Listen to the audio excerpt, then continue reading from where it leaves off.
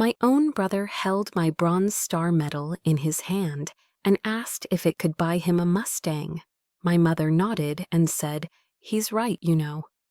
In that moment, 20 years of service, of sacrifice, of honor, turned to ash. They thought they were looking at a lonely, broken woman. They had no idea they were looking at a soldier preparing for her next war. And this time, the battlefield was our family. I am Colonel Maeve Collins. For the first time in a year, I was home from Syria, sitting across from my family. The air inside Chris's Steak and Seafood House in Fayetteville, North Carolina, was thick with the scent of grilled steak and a phoniness I could almost taste. It clung to the heavy red curtains and the dark wood paneling, a suffocating perfume of pretense. My mother, Eleanor Collins, a classic Southern woman whose self-worth was welded to her social standing, was holding court. Not with me, her daughter who had just spent 365 days coordinating intel in one of the most volatile regions on the planet. No, she was leaning toward the neighboring table, her voice a proud, honeyed drawl as she boasted about her son, my younger brother, First Lieutenant Caleb Collins. "My Caleb is just so brilliant," she declared, loud enough for half the restaurant to hear. "He just completed this incredibly advanced logistics course.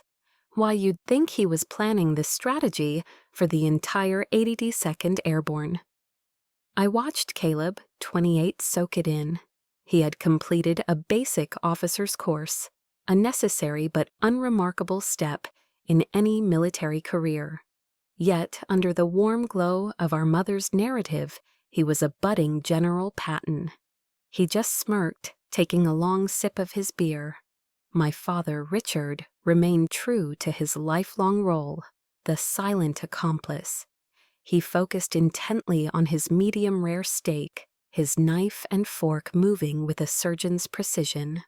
It was his signature move, a deliberate retreat into the mundane to avoid the gravitational pull of any potential conflict. His silence wasn't peace, it was an endorsement. No one asked about the sleepless nights in Damascus. No one asked about the weight of life or death decisions, about the faces of the young soldiers whose survival depended on the quality of my intelligence. I was a ghost at my own welcome home party, a faded photograph in the background, present only to provide a stark, colorless contrast against which my brother could shine. Still, a foolish, stubborn sliver of hope persisted. It was a traitorous little emotion I'd been trying to kill for decades. With that last flicker of hope, I reached into my bag and placed a dark blue, velvet-covered box on the white tablecloth. It landed with a soft, definitive thud that momentarily silenced my mother's performance. Inside, nestled on a bed of satin, the Bronze Star medal gleamed under the restaurant's low, golden light. The metallic sheen of the star, the rich crimson of the ribbon with its bold blue stripe. It represented courage, merit, and sacrifice. My sacrifice. "I was awarded this," I said, my voice steadier than I felt, though a slight tremor betrayed me, "for successfully commanding the intelligence-gathering operation on my last tour." Caleb picked it up. He didn't hold it with reverence. He handled it like a cheap toy from a cereal box, flipping it over in his palm. His lips curled into that familiar, dismissive smirk. "Oh, neat," he scoffed. His eyes, so much like my mother's, flicked up to meet mine, devoid of warmth. "So does this thing buy you a Mustang, or is it just a decoration for a lonely old maid in her temporary apartment at Fort Bragg?" My heart didn't just sink. It stopped. The air in my lungs turned to ice.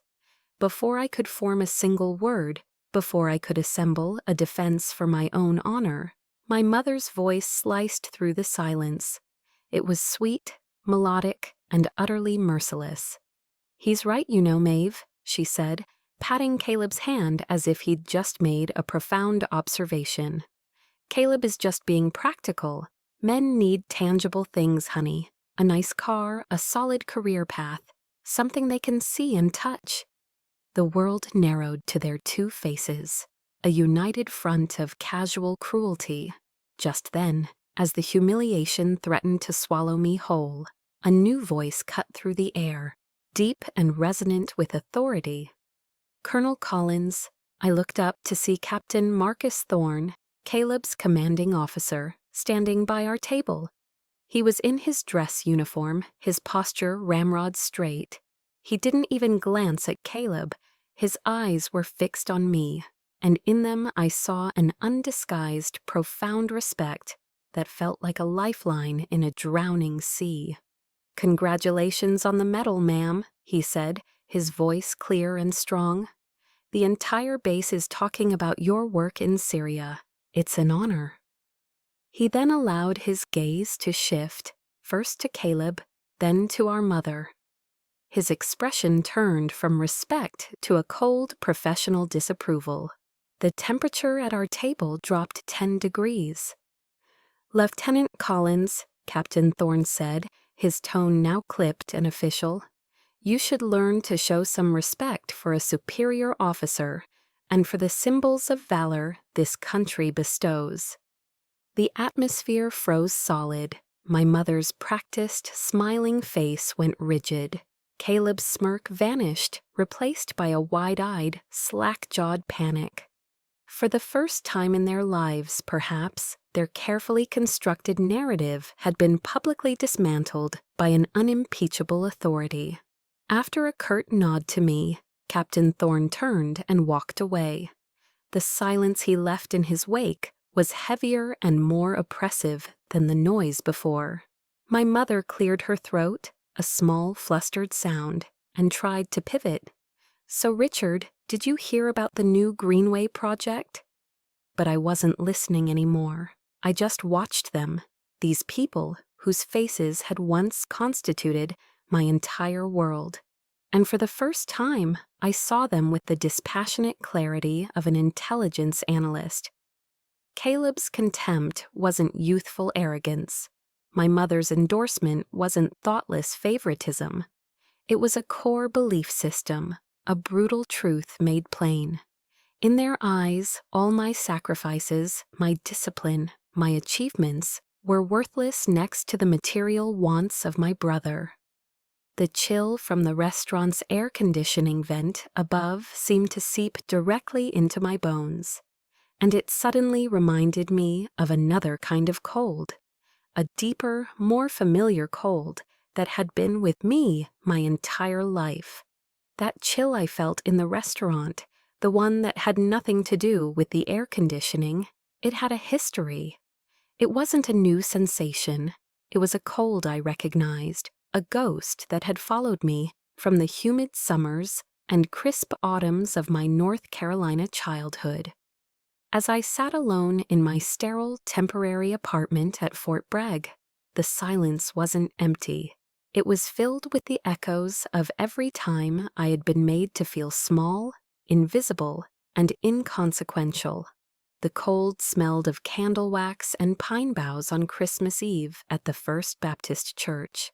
I was 15, and I had spent the entire week before the annual potluck perfecting my grandmother's secret pecan pie recipe. I'd followed her handwritten notes on the faded index card, the ones stained with butter and thyme, until the crust was perfectly flaky and the filling was a rich, gooey caramel. My pie, golden and glistening, sat proudly on the long fellowship hall table, among the green bean casseroles and honey-baked hams. I watched with a thumping heart as Pastor Adams took a bite, his eyes widening in delight. "My goodness, this is heavenly," he boomed, his voice echoing off the high ceilings. "Who is the master baker behind this masterpiece?" I felt a surge of pride and took a small step forward, ready to claim my moment. But before I could open my mouth, my mother's arm snaked around Caleb's shoulders. He was only 9, more interested in sneaking another sugar cookie than in my culinary triumph. "That would be my Caleb," she announced to the pastor, her smile radiating a false maternal pride. "He's so clever with his hands, you know, just like his father." Caleb, his mouth already full of my pie, just shrugged and gave a little grin. And just like that, I was erased. I stood there, a phantom in a red Christmas sweater.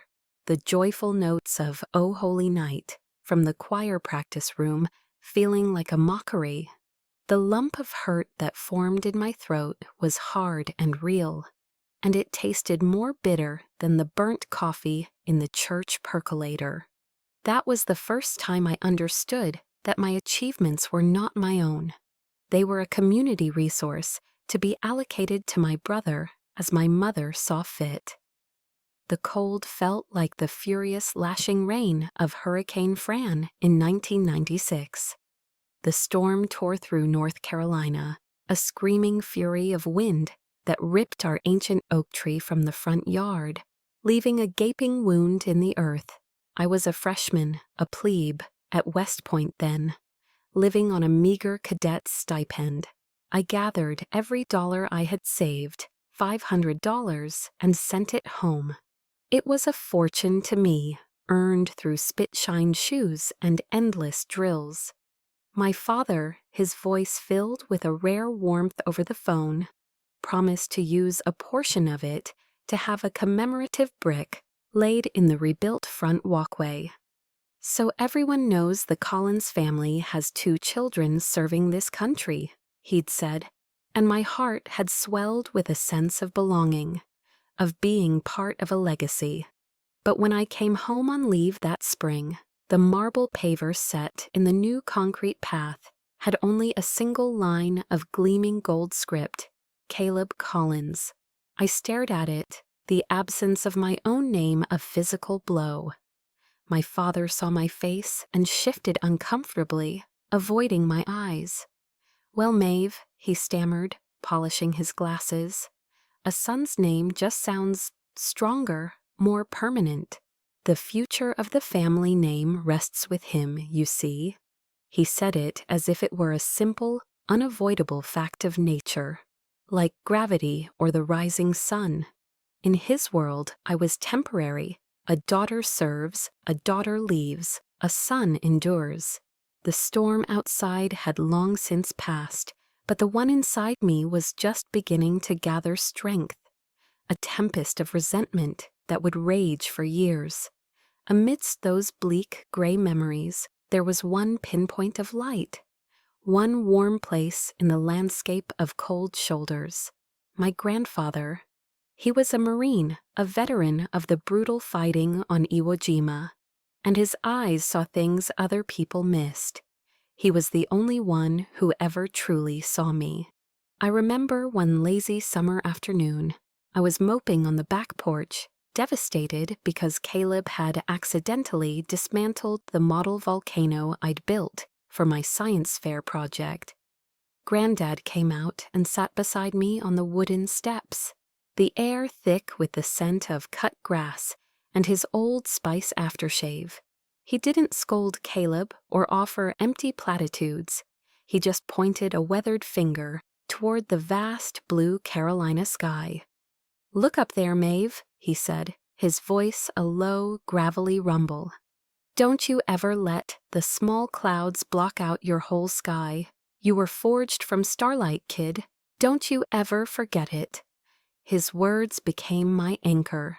In the lonely barracks at West Point, on desolate forward operating bases, during every moment I felt overlooked or dismissed by my family, I would hold on to that phrase, "forged from starlight." It was a secret identity, a source of strength only I knew about. But my grandfather was gone now, buried with full military honors years ago. And with him, it felt like that anchor had rusted away, leaving me adrift. And so I came back to the present, back to my apartment at Fort Bragg, the cold weight of the bronze star in my palm. My grandfather's words echoed in the silent room. You were forged from starlight. But for so many years I had allowed the clouds named Eleanor and Caleb to eclipse my own light. I had fought enemies of the state, planned campaigns, and led soldiers on foreign battlefields. Yet I had consistently, unconditionally surrendered on the home front. I accepted the terms of my own insignificance without a fight. Have you ever had that moment? The one where a lifetime of small cuts suddenly feels like a single mortal wound? That was my moment. The shame and anger from the restaurant didn't just sit on the surface. It dredged up every ghost, every slight, every erased accomplishment from the bottom of my soul. A question sharp as a bayonet twisted in my gut. Where was the warrior my grandfather saw in me? Where was the woman forged from starlight? What must I do to be worthy of that one single piece of faith, and to finally reclaim my own sky? That night, sleep was a luxury I couldn't afford. The questions from my past had finally ignited a fire in my present. The warrior my grandfather saw wasn't gone.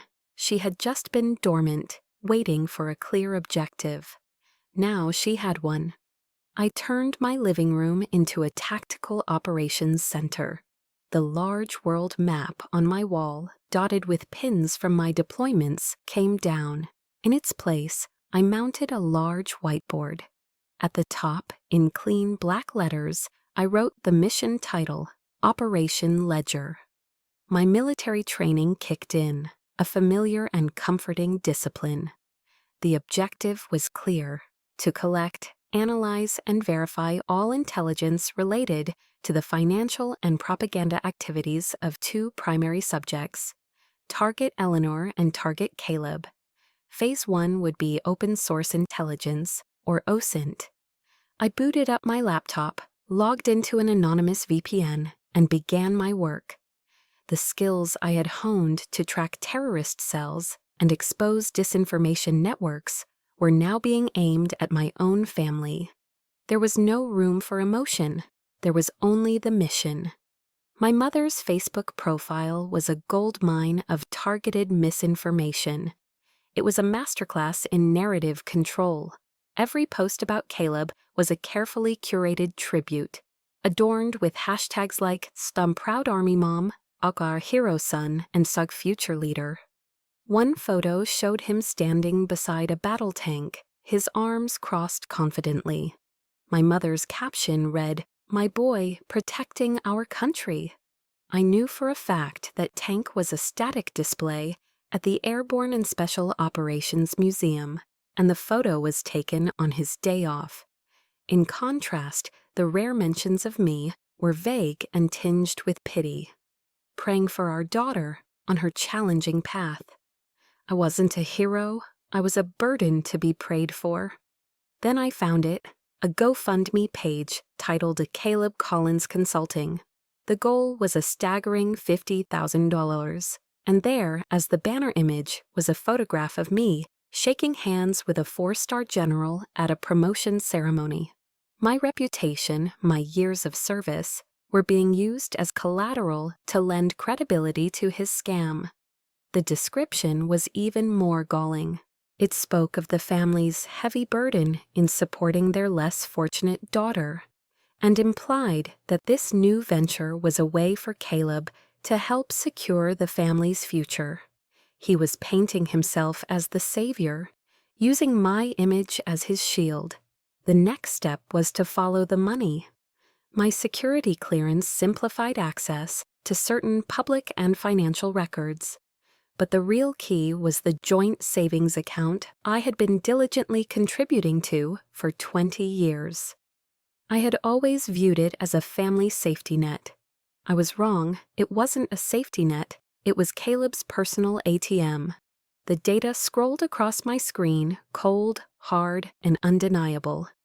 A $5,000 withdrawal for emergency roof repairs in May was followed the very next day by a down payment to the University Ford dealership in Durham. The $20,000 combat pay bonus I'd received after a particularly grueling mission in Iraq had vanished, siphoned off in a series of cash withdrawals just under the $10,000 reporting threshold, dozens of small bites designed to go unnoticed, and then the final damning proof of his lifestyle. A public record search in Cumberland County cross-referenced with rental agreements led me to a lease contract. It was for a penthouse apartment in North Hills, one of the most expensive neighborhoods in Raleigh, for we give out $100 a month.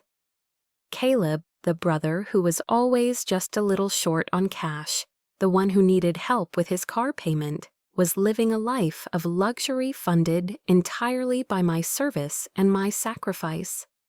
The final piece of the puzzle lay in the family's cloud storage, an account my father had asked me to set up years ago because he was, in his words, not great with technology. I ran a keyword search, Maeve's money. The results loaded instantly, dozens of emails. My eyes landed on one sent from my mother to Caleb, dated 3 years prior. The subject line made my blood run cold. Regarding your sister's bonus. I clicked it open. The text was short and brutally efficient. Maeve just called. She's getting a big bonus. I told her the AC unit is on its last legs. Your sister will never check. She trusts us too much. Just use it to pay off your credit card debt. We have to make you look successful, honey. She trusts us too much. That was it, the linchpin, the confirmation of intent. This wasn't just recklessness. It was a calculated, long-term conspiracy built on the foundation of my trust. I began to print everything. Page after page spilled from my printer. The bank statements with fraudulent withdrawals highlighted in digital red, the time-stamped screenshots of the Facebook posts and the GoFundMe page, the rental agreement from North Hills, and finally the email. My fingers didn't tremble as I organized the documents. They were steady. I slid the stack of papers into a clear protector and began creating an encrypted file on a secure thumb drive. I needed evidence. And now I had an arsenal. After nights spent submerged in spreadsheets and bank statements, my mind was stretched taut like a wire about to snap. My small apartment smelled of stale coffee and the quiet, simmering rage of Operation Ledger. I was running on fumes, fueled by a cold fury that was beginning to exhaust me. Just as I felt myself about to drown in the sea of cold, hard data, my phone rang. The caller ID read, General James Miller, my mentor, the man who had guided me since I was a bewildered second lieutenant. His voice, when I answered, was a deep, warm baritone, a stark contrast to the brittle tension in my own home. Maeve, I heard you were back stateside, he said. Martha's making her famous fried chicken for Sunday dinner, and you're expected. That's an order, Colonel.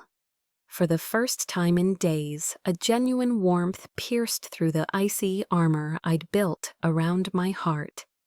It was a simple invitation, but it felt like a rescue. I had forgotten what it felt like to be wanted, to be truly cared for. Driving to the Millers' home near Southern Pines on Sunday, I felt the knot in my shoulders begin to loosen.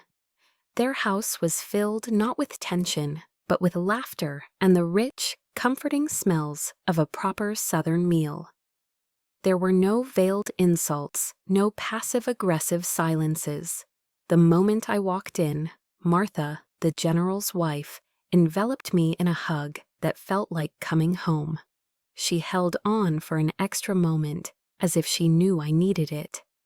Their children and grandchildren, many of whom were also serving in the military, greeted me with handshakes and genuine respect. They didn't see a lonely old maid. They saw a colonel. They asked about Syria, not with the gossipy curiosity of my mother's friends, but with the quiet understanding of fellow soldiers. Your work over there saved a lot of our people, Maeve, We read the reports, General Miller said, his voice resonating with a pride that my own father had never been able to muster. He placed a heavy hand on my shoulder, and the simple, affirming gesture almost brought me to tears. We sat around a large wooden table, passing platters of crispy fried chicken, creamy mashed potatoes, and savory collard greens. The conversation was easy and light. They talked about football, about weekend plans, about funny stories from their own time in service. There was teasing, but it was affectionate. There were disagreements, but they were resolved with respect. This was a family, a unit, a place where service was honored, not commodified. Later, as the sun began to set, the general and I sat on the back porch, looking out over a meticulously cared-for garden of roses and hydrangeas. The air was cool and smelled of damp earth. "Something's weighing on you, Maeve," he said quietly, not looking at me, but at the horizon. "You look like a soldier who's just come through a battle, but I don't think it was the one in Syria." My first instinct was to lie, to put on the stoic, unbreakable mask of Colonel Collins. "I'm fine, sir, just readjusting." But as I looked at his kind, knowing eyes, the walls I had so carefully constructed began to crumble. I couldn't bring myself to unload the sordid details of my family's betrayal onto this good man. So I gave him the only truth I could. "Sometimes, sir," I said, my voice barely a whisper, "the hardest battles are the ones fought on the home front." He didn't press. He simply nodded, his gaze unwavering. He placed his hand on my shoulder again. "Just remember, you're not alone in this fight, Maeve. You call me if you need reinforcements." Driving back to Fort Bragg, a sense of peace settled over me. The kindness of the Miller family was a balm on a raw wound, a temporary anesthetic. But as I pulled into my parking spot, my phone buzzed on the passenger seat, shattering the calm. The screen glowed with a single dreaded word: Mom.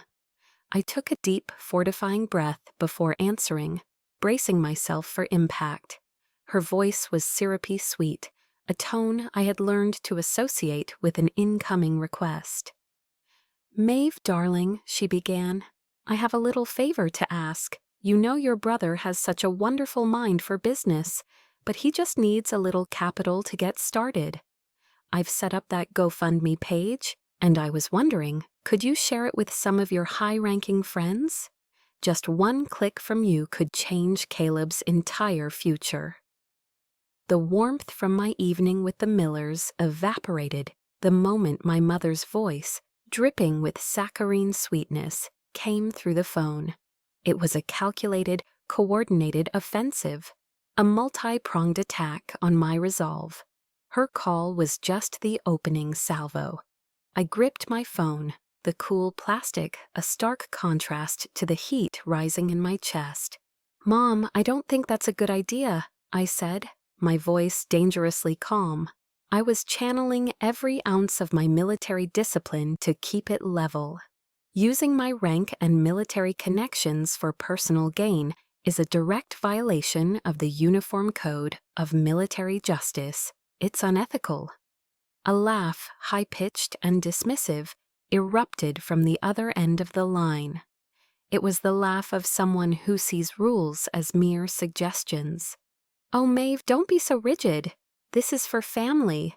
It's not a big deal, just a few introductions. Imagine if you mentioned Caleb's project to General Miller. He'd help in a heartbeat. You're a colonel, for heaven's sake. It's time you used that power for something useful."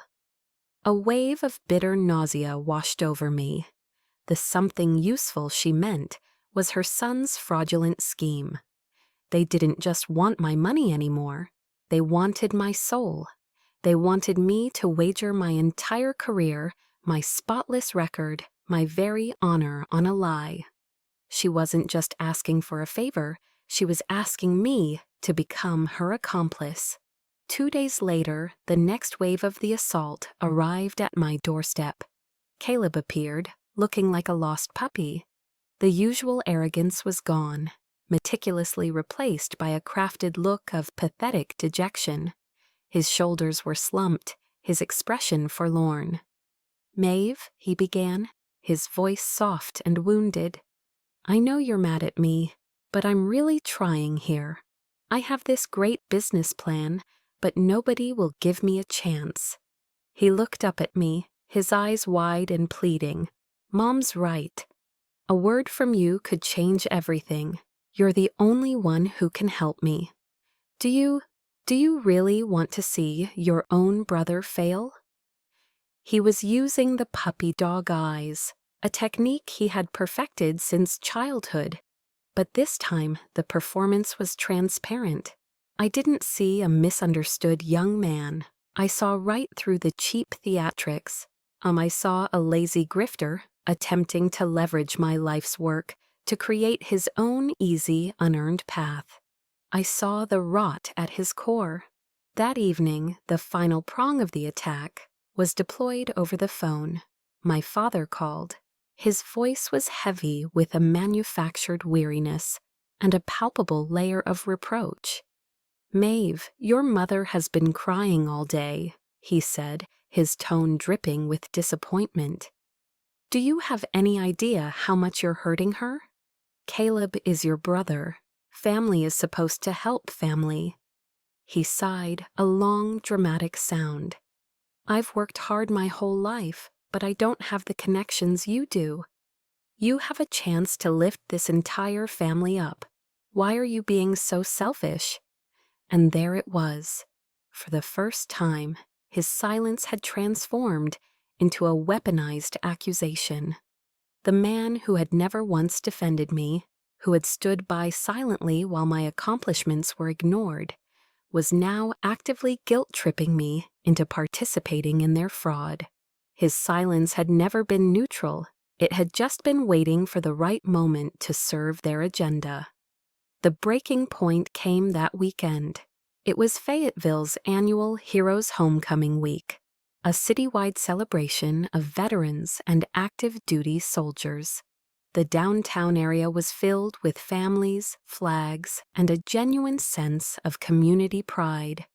It was a sacred space for people like me, but my mother saw it as a stage. She spotted a group of local business owners near the main stage, men my father knew from the Rotary Club.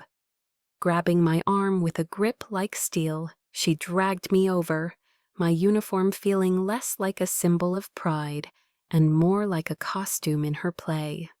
"Gentlemen," she announced, her smile bright and wide, "I'd like you to meet my daughter, Colonel Maeve Collins." She paused for effect, letting them take in my rank. Then, before I could even say hello, she pivoted seamlessly. And she is so proud, just completely supportive of her brother Caleb's new business venture. With a theatrical flourish, she produced a stack of business cards from her purse, "Caleb Collins Consulting," and began handing them out with the practiced grace of a seasoned saleswoman.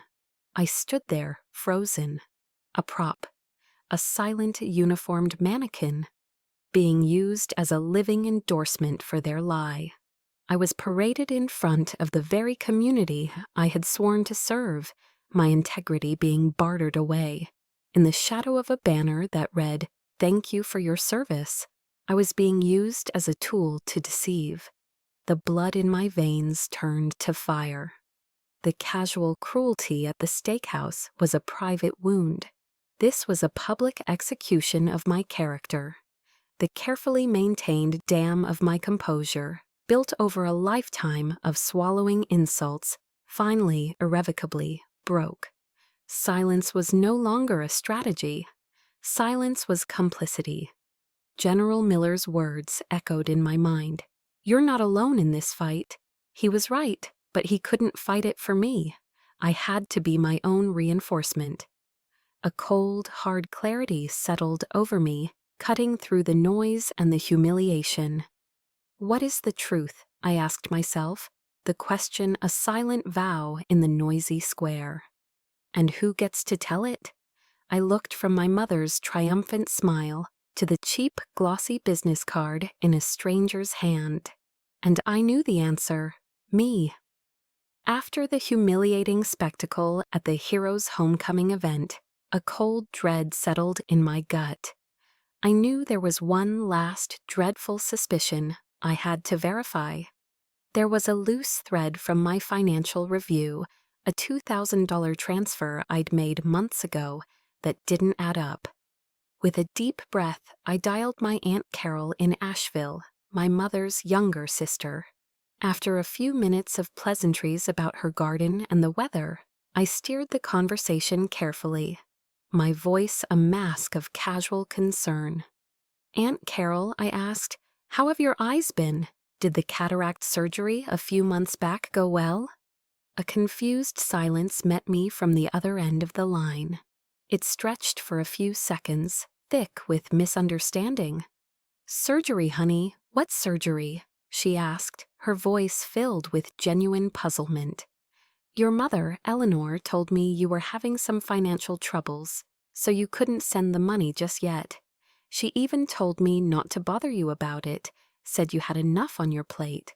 Poor thing, I felt so bad for you." My heart felt like it was being squeezed in a vice. My breath caught in my chest, a sharp, painful gasp. The $2,000 I had sent, the money I'd earmarked specifically from my hazardous duty, pay for her surgery, had never arrived. They had intercepted it. They had stolen from their own family. But that wasn't the final blow. The final blow came next, wrapped in a blanket of misplaced gratitude, and it was the one that knocked the air from my lungs. "But thank goodness for that sweet boy Caleb," she continued, her voice brimming with affection. "He is just the kindest soul. When I told him I couldn't afford the initial consultation, he loaned me $500 right then and there. He said once his new company takes off, he'll cover the whole procedure for me."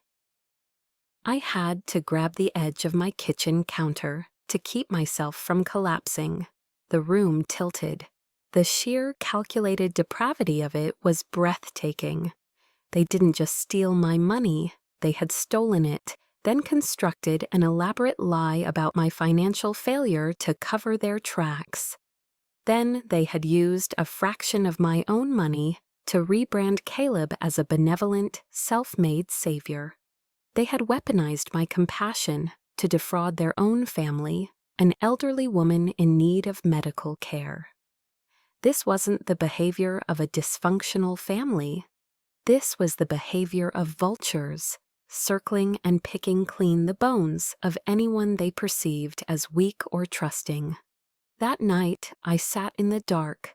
The only light in the room came from my laptop screen, which glowed with the mountain of evidence I had compiled. There were no tears. The rage that had been simmering for weeks had finally boiled over, scorching away every last trace of sadness. It was a clean, pure, righteous fury. I had dedicated my entire adult life to defending this country from foreign enemies. But I now understood that the most dangerous enemy I had ever faced shared my last name. They lived in the house where I grew up, surrounded by the ghosts of my childhood memories. My grandmother used to read to me from the Bible, and a verse she loved came to mind, Jeremiah 29:11. "For I know the plans I have for you, declares the Lord, plans to prosper you and not to harm you, plans to give you hope and a future." But sitting there in the dark, I reinterpreted it through the lens of a soldier, a strategist. God's plan wasn't for me to silently endure harm. His plan was to give me the intellect, the training, and the strength to defend myself from it. Hope wasn't a passive wish. It was an active strategy. The future wasn't something you waited for. It was a territory you had to fight for and claim.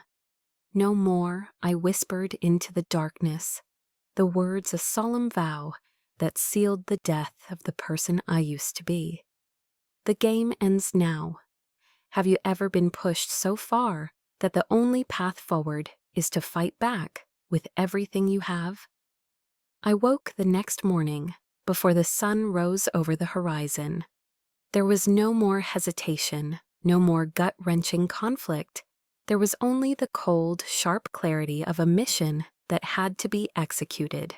I pulled out a yellow legal pad and a pen. My movements were precise, economical, just as they would be if I were planning an intelligence campaign deep in hostile territory. I began to outline the phases of engagement, my handwriting a steady, determined script. Phase 1. Consolidate and systemize all evidence into an undeniable dossier. Every bank statement, every email, every screenshot, a fortress of facts. Phase 2. Neutralize primary threats. This meant anticipating and dismantling my mother's emotional manipulation and Caleb's arrogant denials before they could even be deployed. Phase 3. Establish the terms of surrender. This would not be a negotiation, it would be a list of non-negotiable demands. This was no longer a family squabble to be resolved over Sunday dinner. This was a war, and I would use every weapon in my arsenal to win it. The next morning, I drove to the FedEx office on Skibo Road. The sun was just a pale disk in the hazy Carolina sky, promising a heat that hadn't yet arrived. I walked through the automatic doors, no longer a wounded daughter seeking sympathy. I was an intelligence officer compiling a case file, and this sterile, brightly lit copy shop was my armory. From an encrypted USB drive, a device that held the digital ghosts of their betrayal, I began to print. Page after page slid into the tray with a soft whir, each one a testament to their long and meticulous campaign of deceit. The bank statements with dozens of fraudulent withdrawals highlighted in a stark, accusatory red. The time-stamped screenshots of my mother's saccharine Facebook propaganda and Caleb's phony, self-aggrandizing GoFundMe page. The damning chain of emails between my mother and my brother, their conspiracy laid bare in cold black text. The penthouse apartment lease from Raleigh, a monument to their audacity, 127 pages in total. Each page had once been a knife in my back, a fresh, stinging wound of betrayal. But as I watched them pile up, a tangible stack of their lies, I felt a fundamental shift. They were no longer wounds, they were ammunition.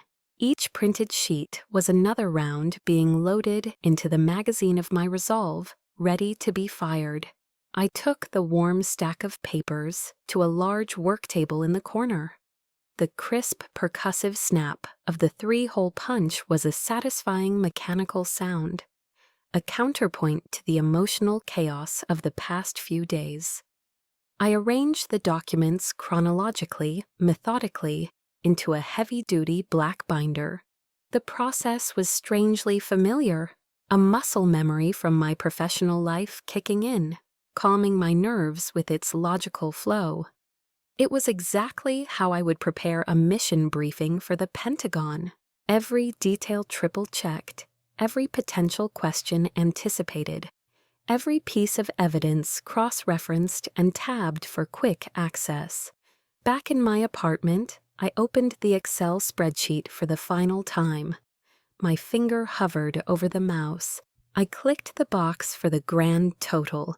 The number that appeared on the screen, stark against the white background, still managed to stun me for a brief second, even though I already knew what it would be. 87,450 hours. The figure had a weight, a gravity that transcended mere currency. It was the price of my trust, the cost of my naivete. And it had a legal name, one that echoed with harsh reality, grand larceny, a felony. Using a label maker, I printed a clean, professional title for the spine of the black binder. Collins Family Financial Review, 2018-2025. The binder felt heavy in my hands, heavy with paper, but heavier still with the undeniable, irrefutable weight of the truth. I taped another clean sheet of paper to my whiteboard, the one that still held the ghost of my mission outline. The new title, written in bold block letters, Rules of Engagement. I knew I couldn't confront them on their terms. An emotional battlefield was my mother's home turf, and on it she was a master tactician, skilled in the arts of guilt, tears, and redirection. I needed a different field of battle, one governed by logic, evidence, and consequences. I outlined my objectives with the precision of a mission planner. 1. Verbal acknowledgement from them for each specific fraudulent act. No blanket apologies. 2. A legally binding repayment plan drafted by a lawyer. 3. Public and private restitution, starting with a full, honest apology to Aunt Carol. 4. Professional consequences for Caleb to be handled by his command. I remembered a quote from General George S. Patton, a man who understood conflict. Prepare for the unknown by studying how others in the past have coped with the unforeseeable and the unpredictable. I applied it to this. I gamed out their reactions, their every likely move. My mother's theatrical tears, Caleb's explosive, self-righteous anger. My father's guilty, deafening silence. For each predictable tactic, I had a countermove prepared. I would not be ambushed. I would not be outmaneuvered. The final step in my preparation phase was to secure a witness, an objective observer. This could not devolve into a he said, she said family drama, where truth is drowned in a sea of emotion. I needed an impartial representative of order and regulation. I picked up the phone and dialed Captain Marcus Thorne. My voice was all business, stripped of any personal emotion. It was the voice of a superior officer addressing a subordinate, a tone that left no room for negotiation. Captain Thorne, this is Colonel Collins, I began. I'm convening a formal family meeting tomorrow evening to address some serious discrepancies regarding the conduct and financial declarations of Lieutenant Collins. I let the formality of the words hang in the air for a moment, letting their significance sink in. I would like to request your presence as an impartial observer. Your role would be strictly to clarify any questions regarding the Uniform Code of Military Justice should the need arise. There was a pause on the other end of the line. I could hear him processing the gravity of the request. A colonel was asking a captain to sit in on a family meeting about his subordinate. It was an extraordinary demand, and it signaled that this was far beyond a simple domestic dispute. Then his voice came back, firm and resolute. I'll be there, Colonel. The next evening I summoned them to my father's living room. I had insisted on their home turf. I wanted them to feel the foundations of their own kingdom shake. I had rearranged the space myself. The cozy coffee table was pushed against the wall, and in its place 4 hard-backed dining chairs faced each other in the center of the room, a sterile and confrontational arrangement, like a scene from an interrogation room. There was no television on, no snacks laid out, no pretense of hospitality. The only sound was the low hum of the air conditioner and the ticking of the grandfather clock in the hall, counting down the seconds to detonation. They trickled in, uneasy. My mother, Eleanor, surveyed the scene with a frown, her arms crossed defensively. Well, what on earth is all this, Maeve? Why so serious? She asked, her voice tight with annoyance. Caleb, ever the performer of nonchalance, slouched into a chair and immediately buried his face in his phone, projecting an aura of profound boredom. My father, Richard, avoided looking at anyone, his gaze fixed on a single invisible mark, on a coaster on the end table. They arrived expecting a lecture, perhaps another emotional outburst they could dismiss. They had no idea they were walking into a briefing, a court-martial, and they were the targets. I let the tense silence stretch for a full minute before I spoke. Then I placed the heavy black binder on the floor beside my chair and stood. We are here tonight to audit a series of irregular financial activities that have occurred over the last 7 years, I began. My voice was flat, devoid of emotion, the same tone I would use to brief a commanding general. I looked at each of them in turn. The total sum of the discrepancy is $87,450. My mother's jaw tightened. Caleb didn't even look up from his phone. I picked up the binder and opened it to the first tab. Item 1, I stated clearly. A $5,000 withdrawal from the joint savings account on May 12, 2022, designated for emergency roof repairs. This sum was wire transferred the following day to the University Ford dealership in Durham as a down payment on a 2022 Mustang GT. The vehicle is registered in the name of Caleb Collins. I looked at Caleb. His thumbs froze over his phone screen. The color began to drain from his face. I turned the page with a crisp snap. Item 2, a series of 24 cash withdrawals, totaling $20,000, made between June and October of 2019, following a combat pay bonus deposit. These funds were used for, among other things, a trip to Miami, season tickets to the Panthers games, and... I paused, letting the next words land. A penthouse apartment in Raleigh's North Hills district. For each charge, I slid the corresponding document out of the binder. The bank statement, the vehicle registration, the social media post of Caleb posing in front of his new car with the caption, "Hard work pays off." Each piece of paper was a nail in the coffin of their lies. "Are you insane?" Caleb finally exploded, leaping to his feet. The mask of boredom shattered, revealing the panicked rage beneath. "You're making all of this up. You're just jealous." My mother's performance began on cue. Her eyes welled up with practiced tears, her lower lip trembling. "Maeve, how could you? How could you treat your own brother this way, after everything we've done for you?" Her words were cut short by the sharp, sudden chime of the doorbell. The sound hung in the air, an unexpected interruption to their script. "Dad, get the door," I said, my voice unchanged. My father, looking startled, moved awkwardly to the door and opened it. Standing on the threshold, silhouetted against the evening light, was Captain Marcus Thorne. He was in his immaculate Class A uniform, his cap held respectfully in his hand. The contrast between his crisp official presence and the casual disarray of my family was jarring.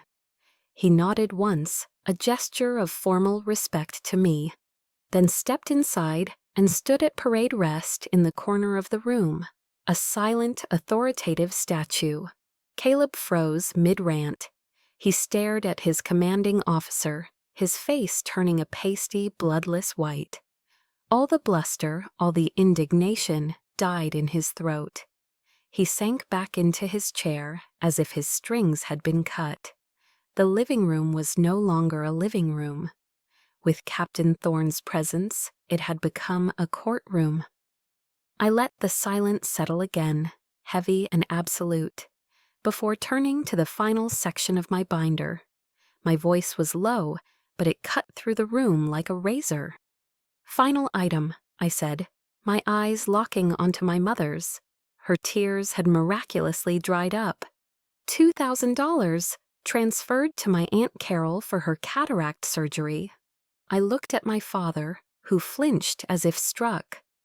This money never arrived. Instead, Aunt Carol was informed by you, Mother, that I was experiencing financial trouble. And then Caleb, in a stunning act of generosity, loaned her $500 of my own money. I saw my father physically recoil, shrinking into his chair. That, I knew, was his breaking point, the line he knew they should never have crossed. I closed the binder with a soft, final thud.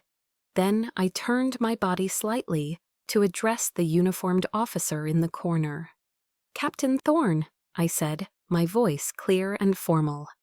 "Under Article 134 of the Uniform Code of Military Justice, conduct unbecoming an officer and a gentleman, would the act of defrauding a relative, specifically an elderly one, and leveraging a fictitious business funded by illicitly obtained money, be considered a violation?"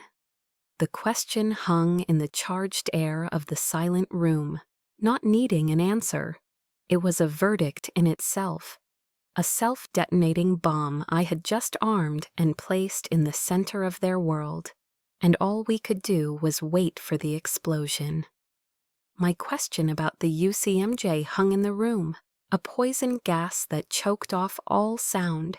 Captain Thorne didn't need to answer. The code he lived by was absolute, and its judgment was clear.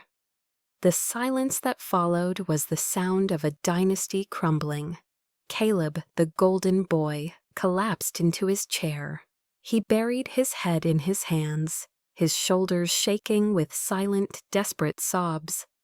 All the arrogance, all the swagger, had been stripped away, leaving only a terrified young man facing the ruin of his own making. My father, Richard, seemed to age a decade in 10 seconds. He stared at the floorboards as if they held the secrets of the universe, his face a mask of profound, hollowed-out shame. He was a man witnessing the consequences of a lifetime of passive complicity. But my mother, Eleanor, was different. When her primary weapon, tears, proved ineffective against my fortress of facts, the faucet shut off instantly. The mask of the heartbroken matriarch fell away, and behind it was something hard, cold, and venomous. Her eyes narrowed into slits of pure, undiluted rage. "What have you done?" she hissed, her voice a low, dangerous whisper. She pointed a trembling finger at me. "After everything we've done for you, after all the sacrifices we made, you humiliate your family like this, in front of a stranger?" I didn't respond. I simply watched her. Her reaction was the final piece of evidence I needed. There was no remorse for her actions, only fury at being caught. She wasn't sorry for the crime, only for the verdict.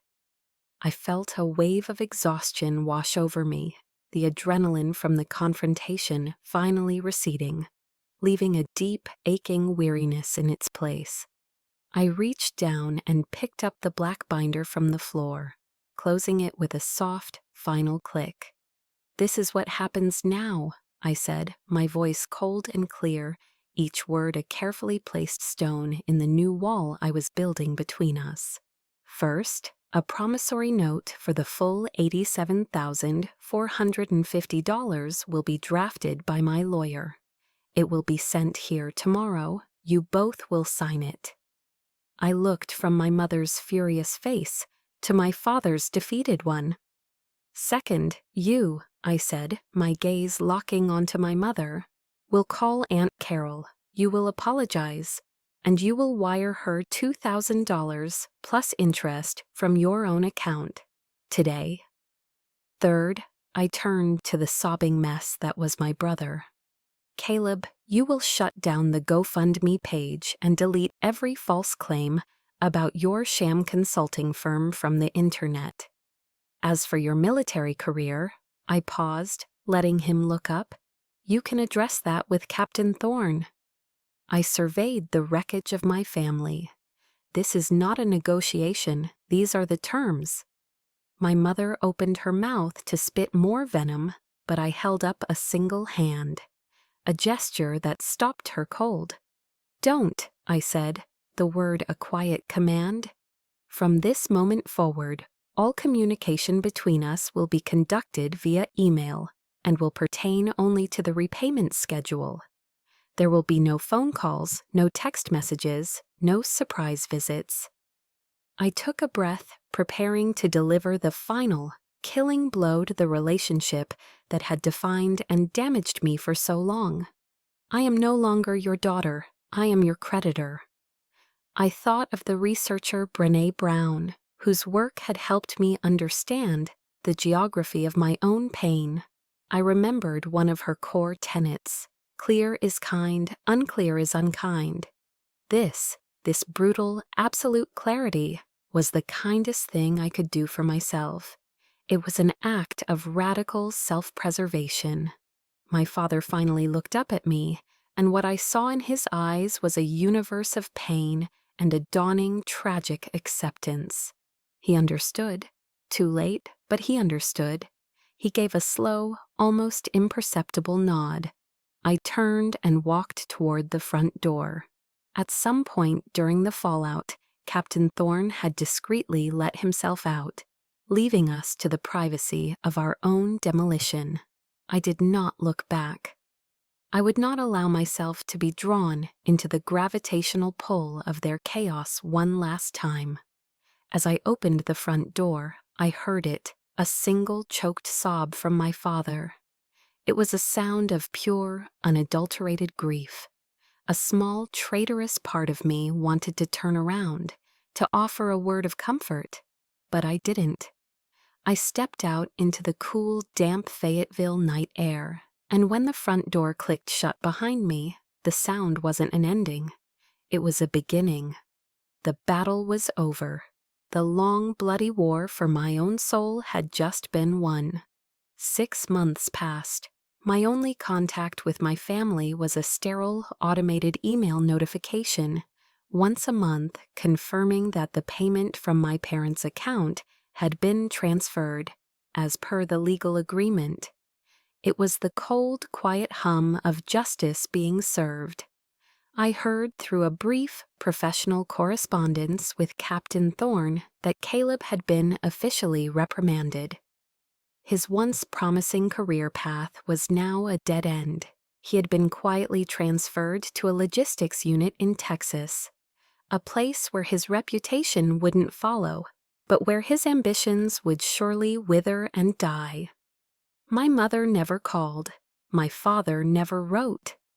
The house in Fayetteville where I grew up was no longer a home, but merely an address on a legal document.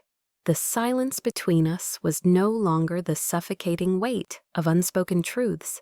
It was the clean, crisp air of a respected boundary. And in that quiet space, for the first time in my life, I could finally hear my own voice clearly. One Saturday, I drove the winding roads up into the Blue Ridge Mountains to Asheville. I didn't call ahead. When Aunt Carol opened the door, her surprise quickly melted into a joyful hug.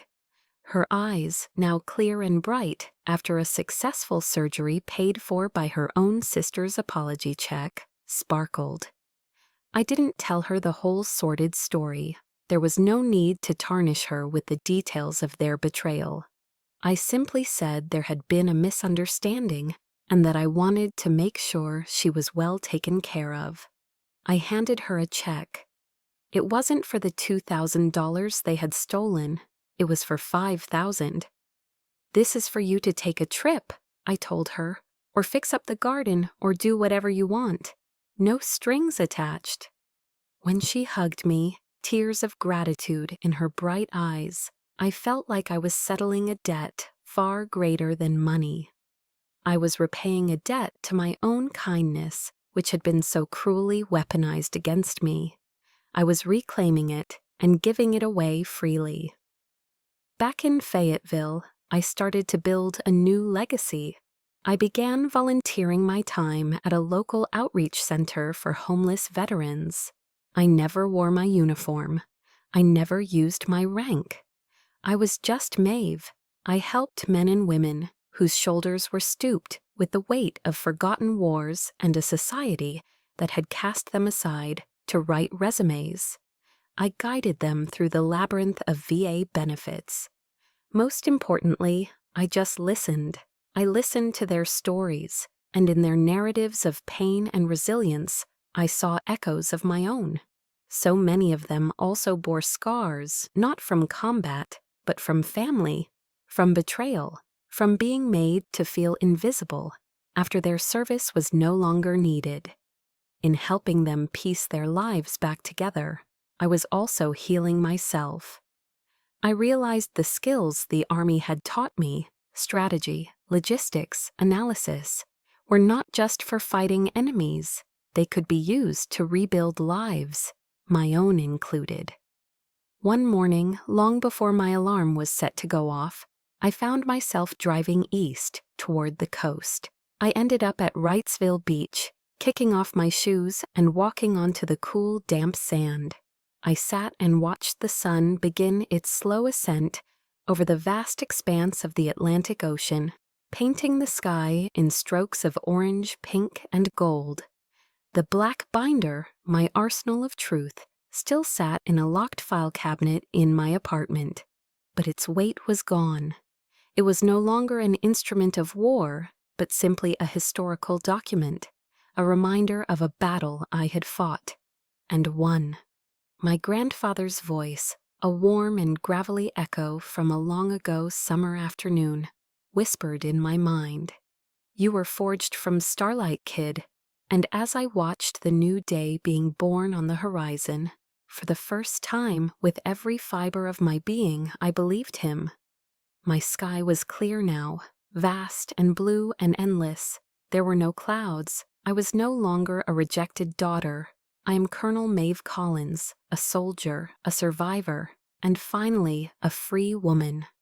My life was just beginning. My story has found its peace, but I know that for many of you listening, your own battles might still be ongoing. You might be facing your own version of a stolen pecan pie, a broken promise, or a moment of public humiliation. Please know this: you are not invisible. Your strength, your sacrifices, and your worth are real, even if the people closest to you refuse to see it. You too were forged from starlight. If my story resonated with you, please share your own thoughts in the comments below. Your story matters. And don't forget to subscribe for more stories of resilience and finding your own voice.